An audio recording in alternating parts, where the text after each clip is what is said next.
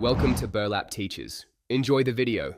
You'll begin by preparing the watch and phone. Do this now. Make sure the watch has at least 50% battery and stays on the charger. This prevents interruptions. Once done, confirm the watch is paired and the phone is connected to Wi-Fi because updates download faster. Open the Galaxy Wearable app, tap your watch for, and go to Software Update. This kicks off the process of checking for available firmware. You'll see the update file download to the phone and transfer to the watch. Let it run. Keep the phone within a few feet of the watch and avoid making calls or running large Bluetooth transfers because they can break the link. Once the transfer completes, tap Install on the watch or in the app. The watch will reboot and apply the update. This may take 10-20 minutes, so be patient and do not interrupt the process.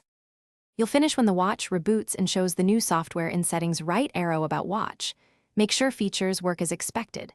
If the update fails, restart both the phone and watch, reconnect Bluetooth and retry the download.